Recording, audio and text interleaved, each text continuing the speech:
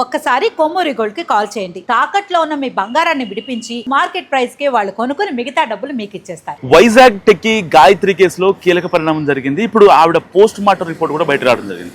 ఒక రకంగా గాయత్రి కేసు ఇక క్లోజ్ అవుతుందని చెప్పుకోవచ్చు. ఎందుకంటే పోస్ట్ మార్టంలో విస్తుపోయే అంశాలు బయటకు వచ్చాయి.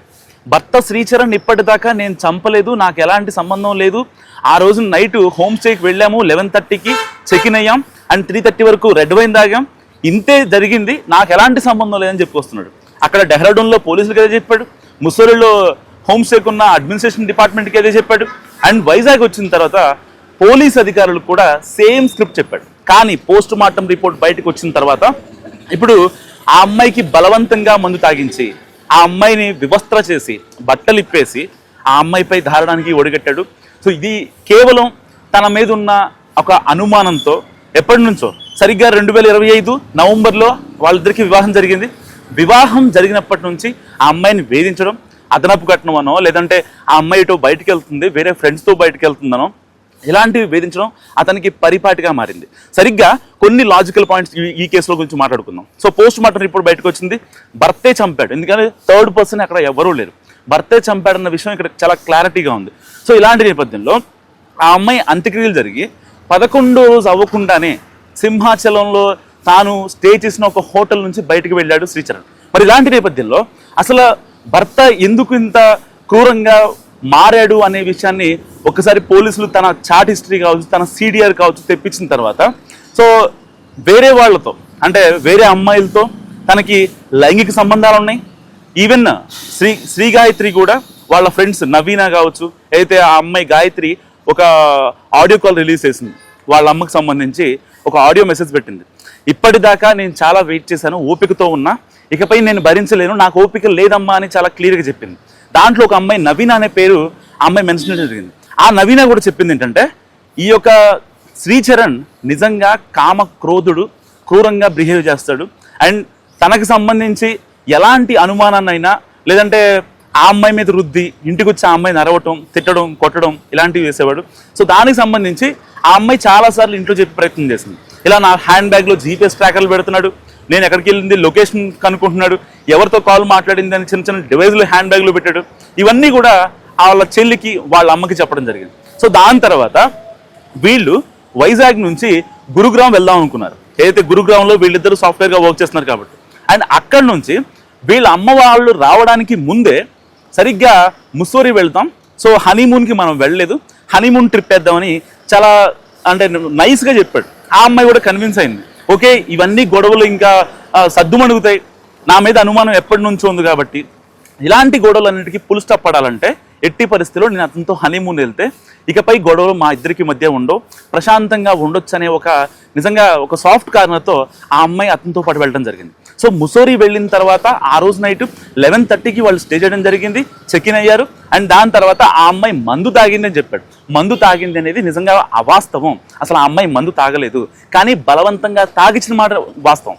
ఎందుకంటే ఆ అమ్మాయిని ఒక టాబ్లెట్ వేసి ఆ అమ్మాయికి ఏదైనా ఇబ్బంది పెట్టి ఆ అమ్మాయికి ఆల్రెడీ హెల్త్ కాన్సిక్వెన్స్ ఉన్నాయని చెప్పి జనాల్లో ప్రూవ్ చేస్తే నా మీద ఎలాంటి ఉద్దేశం రాదు, అందరూ ఆ అమ్మాయే ఏదో న్యాచురల్ డెత్ అనుకుంటారు తప్ప నన్ను ఎవరు కూడా సస్పెక్ట్ చేసి అంటే అనుమానించే ప్రక్రియ జరగదు అని చాలా గట్టి ప్లాన్ వేశాడు శ్రీచరణ్.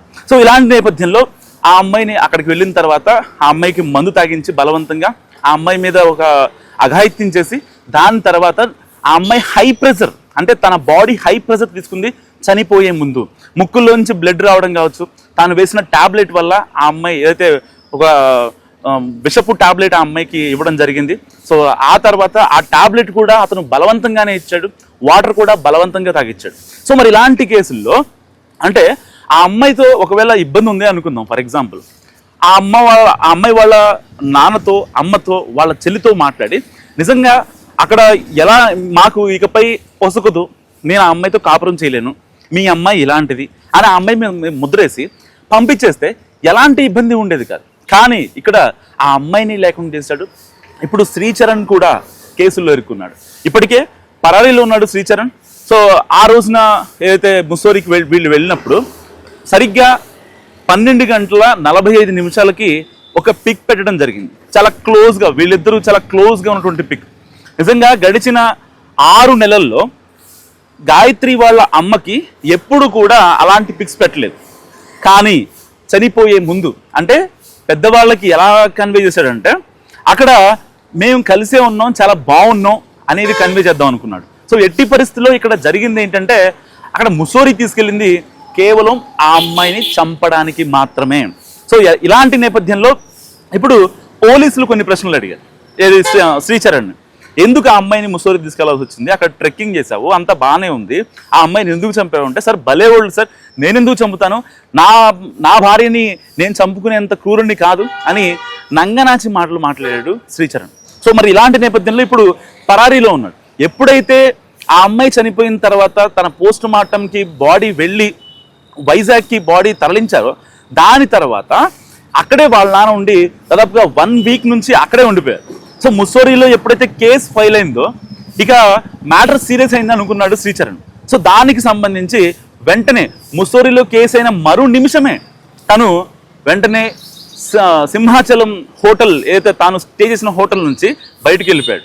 సో బయటికి వెళ్ళినప్పుడు సింహాచలం హోటల్ నుంచి బయటికి వెళ్ళినప్పుడు కూడా ఎవరైతే అక్కడ ఉన్నటువంటి స్థానికులు, మీరు శ్రీచరణ్ కదా, గాయత్రి వాళ్ళ హస్బెండ్ మీరే కదా అని మాట్లాడితే ఆ మాస్క్ తీసేసి కూడా లేదు నేను శ్రీచరణ్ కాదు అని తర్వాత వాళ్ళు మాస్క్ తీమని బెదిరిస్తే, అంటే బెదిరించడం మీన్స్ వాళ్ళు అడిగారు, గట్టిగా అడిగారు మీరే కదా అని చెప్పి మాట్లాడితే, ఎందుకంటే ఈ కేసు చాలా పెద్ద ఎత్తున ఒక వివాదం రేపుతున్న సందర్భంలో ఆ మాస్క్ని తీసి కూడా మనోడు చెప్పాడు ఏమని, లేదు అసలు నాకు ఆ అమ్మాయికి ఎలాంటి సంబంధం లేదు, ఆ అమ్మాయిని నేను ఎందుకు ఇచ్చేస్తా అని చెప్పి మాట్లాడాడు. అంటే ఇలాంటి నేపథ్యంలో ఇక్కడ కేవలం ఆ అమ్మాయిని చంపడం కోసం మాత్రమే ఆ అమ్మాయిని ముస్సోరీ తీసుకెళ్ళాడు.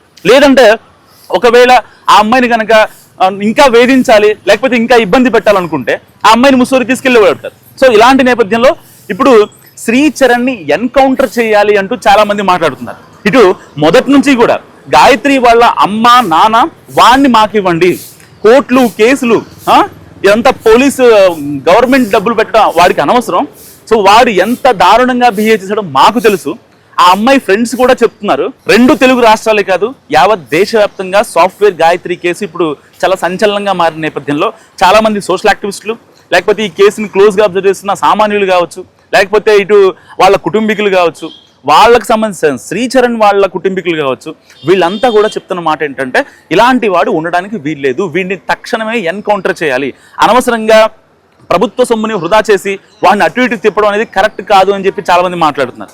సో ఇలాంటి నేపథ్యంలో అసలు ఆ అమ్మాయిని ఎందుకు ముస్సోరీ తీసుకెళ్ళాడు, వాళ్ళ అమ్మోళ్ళకి ఏదో కన్వే చేద్దామని ఎందుకు అనుకున్నాడు అంటే, వాస్తవానికి మీ ఇద్దరం కలిసే ఉందామని చెప్దాం అనుకున్నాడు, కానీ సరిగ్గా అదే టైంకి ఆ అమ్మాయిని చంపేశాడు. అండ్ దాని తర్వాత పొద్దున్నే ఆ అమ్మాయి చనిపోయిన తర్వాత పొద్దున్నే 6 గంటలకు వాట్సాప్ కాల్ చేశాడు. అండ్ వాట్సాప్ కాల్ చేసిన తర్వాత ఇట్లా మీ అమ్మాయి చనిపోయిందని చెప్పి మళ్ళీ 8 గంటలకి అదే రోజున, ఆ అమ్మాయి చనిపోయిన రోజున అదే రోజు 8 గంటలకి వీడియో కాల్ చేసి ఆ వీడియోని కూడా రికార్డ్ చేసుకున్న నేపథ్యం. అంటే తనకు ఒక ప్రూఫ్ కోసం చేసుకున్నాడా లేదంటే ఇంకేదన్నా చేసుకున్నాడా, ఇప్పటికే అతని నెంబర్తో CDRని కూడా తెప్పించారు. సో అతని లైవ్ లొకేషన్ దొరకలేదు. ఏదైతే సింహాచలం నుంచి బయటికి వెళ్ళిన తర్వాత ఆ ఫోన్ స్విచ్ ఆఫ్ చేయడం జరిగింది. సో దానికి సంబంధించి వేరే సిమ్ కూడా తీసుకున్నట్టు మాటలు వస్తున్నాయి. ఎందుకంటే ఇప్పటికే శ్రీ గాయత్రికి సంబంధించినటువంటి ఆస్తులు కావచ్చు, తన బంగారం కావచ్చు, ఇటు గురుగ్రావ్లో ఉన్నాయి, అండ్ దానికి సంబంధించి హైదరాబాద్లో కొన్ని ఉన్నాయి. ఆ బంగారం కోసం కావచ్చు, ఆ యొక్క భూములకు సంబంధించిన డాక్యుమెంట్స్ కోసం కావచ్చు, వాటి కోసం ఇప్పుడు సెర్చ్ ఆపరేషన్ జరుగుతుంది శ్రీచరణ్ది. సో ఎట్టి పరిస్థితుల్లో శ్రీచరణ్ని ఎన్కౌంటర్ చేయాలని చెప్పి చాలా మంది మాట్లాడుతున్నారు. సో ఇలాంటి నేపథ్యంలో వాళ్ళ తండ్రి నిజంగా గాయత్రి మరణం ఎందుకు జరిగింది, ఎందుకు చంపేశాడని అనే కోణంలో దాదాపుగా ఆయన ఒక ఆర్మీ రిటైర్డ్ ఆఫీసర్, దానికి సంబంధించి ఆయన డెహ్రాడూన్లోనే 10 రోజులు బట్టి ఆయన ఈ కేసులో అసలు నిజమేంటి తెలుసుకోవడం కోసం ఆయన చాలా ప్రయత్నాలు చేస్తున్నారు. ఒక పక్క వాళ్ళ అమ్మ కలవని పెద్దోళ్ళు లేరు, ఇటు ప్రముఖుల్ని, రాజకీయ నాయకుల్ని అందరినీ కలుస్తున్నారు. ఎట్టి పరిస్థితుల్లో నా కూతురికి న్యాయం చేయండి, మరో కూతురు బలవకూడదు అన్నదే నిజంగా గాయత్రి వాళ్ళ అమ్మ చెప్తున్నమాట. నిజంగా మరి ఇలాంటి శ్రీచరణ్ని ఏం చేయాలి, ఒకవేళ వాళ్ళిద్దరికీ ఇబ్బంది ఉంది, లేకపోతే ఫర్దర్గా అమ్మాయితో నేను ఎలాంటి ఇది నేను చేయలేను, కాపురం నాకొద్దు, మీ అమ్మాయి ఒక తిరుగుబోతు అని ఒక బ్లేమ్ వేసేసి ఆ అమ్మాయిని పంపించేస్తే ఆ అమ్మాయి వాళ్ళు హ్యాపీగా ఉండేది కదా. అనవసరంగా ఎందుకు ఆ అమ్మాయిని చంపాలి, వాళ్ళకి కూతురు ఏదన్నా బాధను పెట్టి ఇటు శ్రీచరణ్ కూడా కేసుల్లో ఇరుక్కున్నటువంటి సిచ్యువేషన్. సో ఇలాంటి నేపథ్యంలో ఇప్పుడు వైజాగ్ పోలీసులు ఈ పోస్ట్ మార్టంని చాలా కీలకంగా తీసుకున్నారు. ఎట్టి పరిస్థితుల్లో ఇప్పుడు శ్రీచరణ్ని పట్టుకొని సో దాని తర్వాత అతన్ని ఎన్కౌంటర్ చేద్దామా లేదంటే కనుక ఈ కేసులు కోర్టులు చేద్దామా అనే ఒక ఆలోచన నడుస్తోంది. అంటే ఆఫ్ ద రికార్డ్ ఇన్ఫర్మేషన్ని ఇంత డైరెక్ట్గా చెప్పడం అనేది కరెక్ట్ కాదు. వాస్తవానికి ఈ యొక్క ఎన్కౌంటర్ అనే ఆలోచన ఎవరో ఇచ్చింది కాదు, ఫస్ట్ నుంచి కుటుంబీకులు చెప్తూ వస్తున్నారు. ఎట్టి పరిస్థితుల్లో వాడిని కోర్టులు కేసులు అని చెప్పి తిప్పకూడదు, సో వాడిని ఎన్కౌంటర్ చేయడమే కరెక్ట్ అని చెప్తున్నారు. ఎందుకంటే ఆ అమ్మాయిని 27 ఏళ్ల గాయత్రిని అత్యంత దారుణంగా ఇప్పటిదాకా క్రైమ్ ప్యాటర్న్స్ మనం చూస్తూ ఉంటాం. సో లేకపోతే తోసేయడము ఇంకోటి జరుగుతూ ఉంటాయి. కానీ ఈ కేసులో మాత్రం ఆ అమ్మాయిని ఎక్కడా కూడా క్లూ లేకుండా చాలా జాగ్రత్తగా చాలా వ్యూహాత్మకంగా ప్లాన్ చేశాడు ఈ యొక్క శ్రీచరణ్. మరి ఇలాంటి శ్రీచరణ్ని ఏం చేయాలి, మీరేమనుకుంటున్నారు? మస్తు కామెంట్ చేయండి.